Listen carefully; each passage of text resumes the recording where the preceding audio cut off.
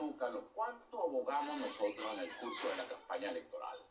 Porque se establecieran esos canales y porque se construyera un centro político que fuera capaz de acercar, de cumplir ese papel de acercamiento, de interlocución, de búsqueda de entendimiento entre las partes. Lamentablemente, eso requiere un esfuerzo coordinado. Es decir, ¿qué significa eso? Yo, por ejemplo, elogio, me quito el sombrero y los abrazo, la posición que han subido el cardenal Baltasar Porras y el cardenal Padrón. Incluso el obispo de San Cristóbal y en general la iglesia. Los empresarios han dicho algo por allí, pero ha debido haber un papel más activo de fuerzas que no estuvieran comprometidas en la confrontación, en la búsqueda de un acuerdo. Mira, cuando Lula y Petro asomaron la posibilidad de un estatuto de garantías, bueno, tratamos de replicarlo aquí.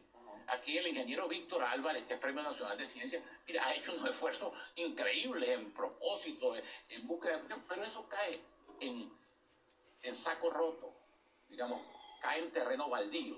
Entonces hay que reconstruir, hay que tratar de reconstruir. Quizás eso, yo no creo que estén cerradas las negociaciones. Yo creo que las negociaciones están colocadas hoy, por ejemplo, en el plano internacional. Es decir, toda esta gestión que viene haciendo López Obrador, Lula y Petro, yo creo que debe tener un resultado. Porque además, hasta ahora, por lo menos en América Latina, los únicos 3 países que han admitido que el resultado es el que dio el señor Amoroso en la noche, ha sido Cuba. Por cierto, es muy bajo perfil. Creo que Cuba sabe que no tiene mucha autoridad para hablar sobre temas electorales. El señor de Nicaragua, que tampoco tiene mucha autoridad para hablar. Y la presidenta Castro de Honduras. De resto, el resto de los países donde existe, por cierto, un mapa bien coloreado de izquierda, derecha, centro, bueno, sí, parece que lo va más allá de las ideologías. Ha exigido lo que resulta lógico. Es decir, el aval, el respaldo de ese resultado que dio el Consejo Nacional Electoral. Pero yo no dudo que existan hoy en día canales de comunicación. Por cierto, acaba de presentar, o las va a presentar hoy las cartas credenciales, el nuevo nuncio papal, que es un hombre también con conocimiento de conflicto, porque viene de zonas donde hubo conflicto. Es decir, ojalá que sectores como la iglesia, como el empresariado, como las academias, como las universidades, como el talento, digamos, acumulado en Venezuela, y que tienen posiciones políticas, pero que no tienen posiciones radicales ni posiciones excluyentes, pudieran convertirse en gestores de la solución. Claro, que puedan ser puentes entre las partes. La gran reflexión. Pero seguimos en el mismo punto, la voluntad de las partes. Al final puede haber el puente, la cosa es que lo quieran cruzar. Claro, pero fíjate tú, Carlos, porque una cosa se dice, por eso es que la diplomacia que funciona es la diplomacia secreta, o la diplomacia que no está expuesta a las cámaras. Porque tú a veces estás obligado, pues vienes de un conflicto muy prolongado.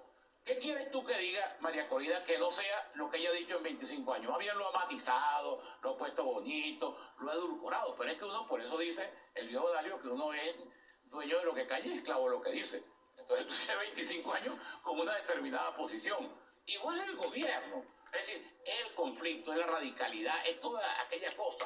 Entonces, para buscar un entendimiento, pero lo hay, ¿vale? Yo, mira, por grave que sea el conflicto venezolano, no puede ser peor que la guerra de Vietnam. Y allí estaba Leduc y Kissinger negociando en París. No puede ser peor que el apartheid, ese régimen oprobioso sudafricano. Y ahí se entendieron. Es decir, Venezuela no puede ser, chicos, digamos, un ejemplo de una cosa que es imposible. Además, un país con una tradición democrática como la que tiene Venezuela de más de 60 años, con todos estos accidentes que hemos tenido en los últimos tiempos. Pero aquí hay una cultura democrática sedimentada que quizás sea el patrimonio más importante que tenemos los venezolanos para avanzar hacia una solución. Yo particularmente creo que nunca están cerrados los caminos de ninguna opción.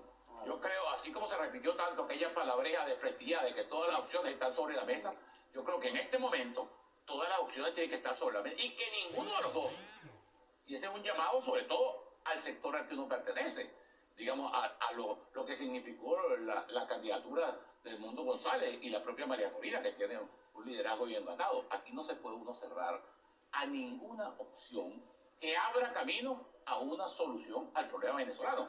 Porque mira, por encima de este conflicto político álgido que se ha profundizado, que tiene todas estas características terribles que ha tenido después del 28 de julio, está el país verdadero, el país que se muere de hambre, el país que tiene 6 millones afuera, el país incluso con una expectativa grande de una nueva ola migratoria, si en definitiva, entonces también uno tiene que atender, uno tiene que poner, como digo yo, utilizando un término médico, uno tiene que poner el estetoscopio en el corazón de Venezuela para sentir los problemas de la gente y para tratar de ser intérprete de eso.